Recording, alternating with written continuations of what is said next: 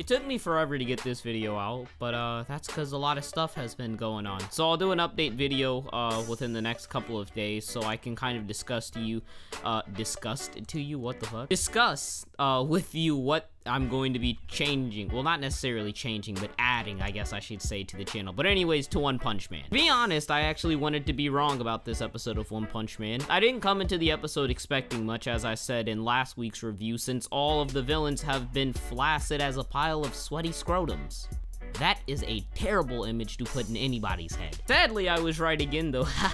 Surprise! Oh, hello there! This episode of One Punch Man not only failed to push the show to become the quote-unquote amazing parody people are setting it out to be, but also failed to, at least in my case, even stay entertaining. In previous One Punch Man videos I've made, I've stated that writing-wise, the comedy in the show is just bad. And this led to the argument that comedy is always seen subjectively. That statement is blasphemy. Comedy can be written poorly, and I say written in this case and not executed, because I've heard no complaints from how the show is being adapted, meaning, according to the manga readers, nothing is being rushed or slowly adapted, so I'm not going to blame the lack of comedic flair as a problem with only the adaptation. As said in previous threads and videos, the comedy sequences are very drawn out, and in this case, that led to two issues, the latter of these not being prevalent within the first two episodes. The first issue is that the ending punchline feels completely underwhelming. Talking for a minute and 30 seconds about how you do an average workout routine is fine. We all knew it wasn't that much, but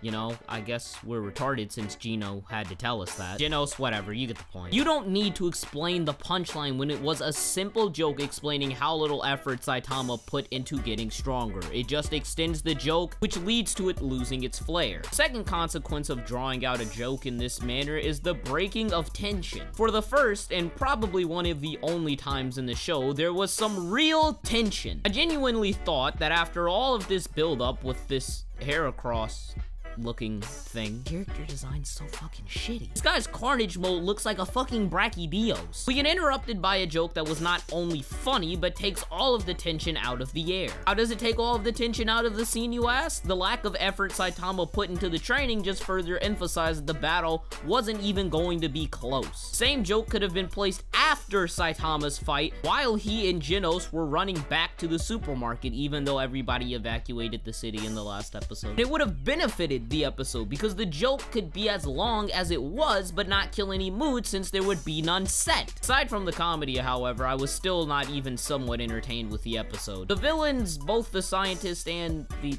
other thing, both had no original backstory and nothing to define their characters other than I'm a cynical scientist and I'm crazy because I'm the villain. Hard to stay interested in a show when the only character worth talking about is the MC, who's supposed to have quote-unquote no emotions. The art and animation were almost exactly the same as the first episode in terms of how they were handled. The animation was very nice, but the art was terribly inconsistent. And Alejandro, shut up about it's a style meant to emphasize animation over art. The animation was emphasized in the last episode while maintaining good-looking art, and KyoAni does the same thing, but the art never takes a dip in quality. The episode, as well as the rest of the show, however, is very well shot. The art, like I just said, is just really inconsistent. The OST was good, I guess, but I feel like I've heard some of these songs before. That might just be because they lack a lot of uniqueness in terms of style, but I digress. TLDR, I'm actually a little sad about this episode. I was not expecting it to be good, but if I was beginning to fall asleep after the opposing sides met,